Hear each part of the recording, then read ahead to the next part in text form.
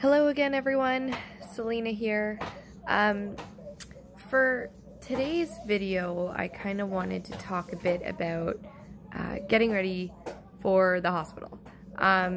So if you know prenatally that you're going to be in hospital, whether that be in your local hospital or your local children's hospital, ICUs, anything, there are a few things that most children's-based hospitals do provide. So they have things like breast pumps if your children are unable to breastfeed, but you still want to pump for them. They have, a lot of the times they will have any bottles that you should be using and things like that. But there are some things that most people don't think about bringing from home. So the first thing that you should be bringing is pictures. So whether that be of siblings if you have them at home, grandma, grandpas, or a picture of you and you know, family members, because these babies are kind of separated from our reality for a bit. They're dealing with things that some of us could never imagine, and I think that one of the most comforting things for me as a mom was having those pictures there. So I had actually taped them up in Christopher's crib, and it was great. The nurses were really sweet about it. If you have a stuffy or a little blankie or a lovey, those are ideal too. Something from home, something that you've held. If you make things, I know when I found out that I was pregnant with Christopher, I actually crocheted him a blanket, and I brought that, and the nurses made sure to swaddle him. Another big thing is sleepers and onesies. So any clothes that you want to bring, I know there's lots of super cute little newborn, first time home outfits. Unfortunately, some of those won't work. When you're looking at sleepers and diaper shirts, you need the ones that button both the long way and around their bum. So sleepers that have feet coverings probably aren't a great idea unless they're buttons, because then you can run like an oxygen meter and stuff that's attached to their feet up through the buttons. But try to avoid zippers and things like that. It makes it a little bit more difficult, and it may be uncomfortable on their sternum post-surgery. Another good thing to think about is you. Packing for myself was really difficult, especially directly postpartum. I'm talking, you bring your yoga pants, you bring your leggings, you bring your joggers. You have to. There's no way that you will be comfortable standing beside their crib beds in jeans right after having a baby. Don't do it. Slippers or super comfy socks, running shoes that aren't going to kill your back. If it's summer, bring a pair of flip-flops, because the swelling is a real thing. The struggle is 100. My feet were 3 times the size, just because I was standing so much after giving birth to him that I couldn't have put runners on if you paid me. No. A reusable cup.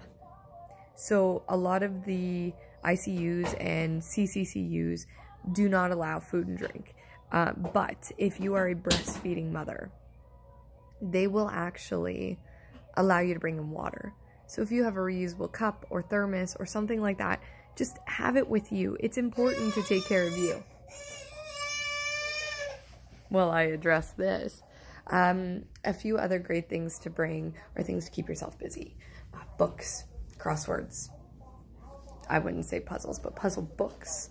If you're coloring stuff, if you are a crocheter, bring your crocheting stuff. And as I'm saying this, Christopher is having a strawberry, so he is also a mess. There you go, Bubba. You want to bring enough stuff that you're comfortable, but not too much stuff that you can't bring it from room to room to room. So this list is far from all-inclusive. Far from it. And I'll be adding to it in a few more videos and such, but I know there's been a lot of people posting and asking, you know, what should we bring? What should we bring? What should we bring? So those are just some of the basics. Like I said, if you have a certain type of formula and you're not going to breastfeed, bring that. If you want to try a certain type of diaper, bring that, although I do highly recommend disposable diapers, just because with the type of tubes that they have in, it's not uncommon for them to bleed. And if they're bleeding on your nice reusable diapers, you know, you might not always have a place to wash them either. Soothers, I highly recommend the hospital issue ones, just because our kids are on feeding tubes. The hospital soothers are very similar to the bottle nipples that they use. And it just makes it a little bit less confusing, but by all means, if you have a soother that you want to use, bring it. Make sure they know it. And the minute that baby's transferred away from you, it is there with him. They have to respect your wishes, no matter what. So whether that be, you know, having a stuffy in his crib, or a soother that you want to use, or a bottle that you want to use, make sure they know you are your baby's best advocate. You are the one who's going to be bringing that baby home and adjusting everything for them. So that's my little list for now. But again, not all inclusive, and it will be expanding, and I will have other videos. But I just wanted to touch base today because it's been a couple days since I did post. You know, take care of you. Bring snacks. Bring coffee.